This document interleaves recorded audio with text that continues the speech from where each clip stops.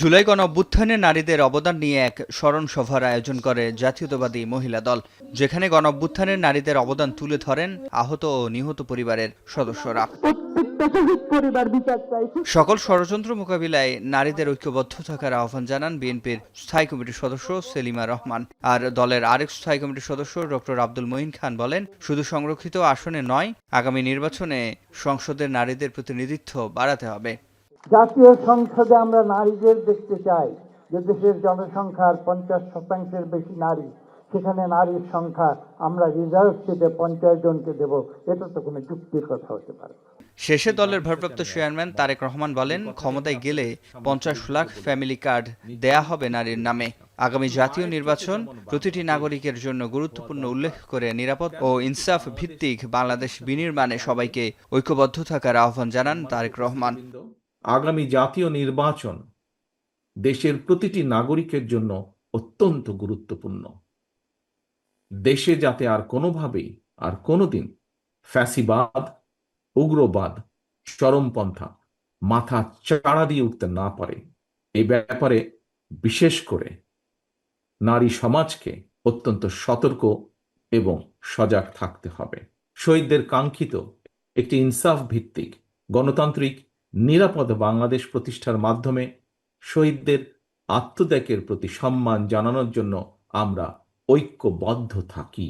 এদিকে রংপুরে এক মতবিনিময় সভায় দলের স্থায়ী কমিটির সদস্য আমির খসরু মাহমুদ চৌধুরী বলেন, রাজনৈতিক গণতন্ত্রের সাথে ব্যবসায়িক গণতন্ত্রায়ন নিশ্চিত করতে হবে। রাজনৈতিকভাবে পিছিয়ে যাচ্ছি, অর্থনৈতিকভাবে পিছিয়ে যাচ্ছি, সামাজিকভাবে পিছিয়ে যাচ্ছি, পদে পদে আমরা পিছিয়ে যাচ্ছি। এক একটা দিন আমাদের নিম্ন গতির দিকে আমরা যাচ্ছি। কোনো বিশেষ দল, বিশেষ গোষ্ঠীর চিন্তার মাধ্যমে পরিবর্তন আসে না, আর আসলে সেই পরিবর্তন তাদের জন্য আসে, বাংলাদেশের মানুষের জন্য সেই পরিবর্তন আসে।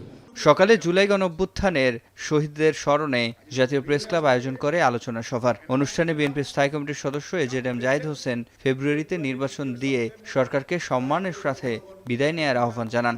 ক্ষমতাকে কুক্ষিগত করে শেখ হাসিনার মতো পালানোর পথ তৈরি না করারও অনুরোধ জানান তিনি। কখন কোথায় কি হচ্ছে nobody knows, there is no control, কোনো ধরনের কোনো ডিক্লারেশন নাই, অর্থাৎ একটা মগের মুল্লুকের মধ্যে আমরা চলছি। ওই যে এনাফ ইজ এনাফ, ফেব্রুয়ারির দ্বিতীয় সপ্তাহের মধ্যে দয়া করে জনগণকে তার অধিকার প্রয়োগ করার সুযোগটা সৃষ্টি করে দিয়ে ইজ্জত সম্মান নিয়ে বিদায় হন। এদিকে জাতীয়তাবাদী আইনজীবী ফোরাম আয়োজিত আলোচনা সভায় বিএনপি মহাসচিব মির্জা ফখরুল ইসলাম আলমগীর বলেন, দেশে গণতন্ত্র প্রতিষ্ঠায় একটি মহল বাধা দিচ্ছে, যার ফলে আবারও 1/11-এর মতো পরিস্থিতি তৈরি হতে পারে। বিতর্কগুলো তৈরি করা হচ্ছে কেন? এর পেছনে কি আপনি মনে করেন যে এমনি করা হচ্ছে তা না, এর পেছনে একটা বিশেষ উদ্দেশ্য আছে। সেই উদ্দেশ্যটা সেই এক একারতে ফিরে যাবেন। একটা মহল আছে যারা বারবার গণতন্ত্রের গলা টিপে ধরে, এমনকি শেখ মুজিবুর রহমান ওই কাজটা করেছেন, একদলীয় শাসন ব্যবস্থা করেছেন, তাই না? ফেব্রুয়ারি শুড বি দ্য ডেডলাইন। এর পরে হলে আপনি যে সম্মান নিয়ে এসেছেন এবং সমগ্র বিশ্বে আপনার যে সম্মান, সেই সম্মান ক্ষুণ্ণ হবার সম্ভাবনা থাকবে। সংস্কার নিয়ে বিএনপির বিরুদ্ধে অপপ্রচার চালানো হচ্ছে বলে মন্তব্য করেন বিএনপি মহাসচিব।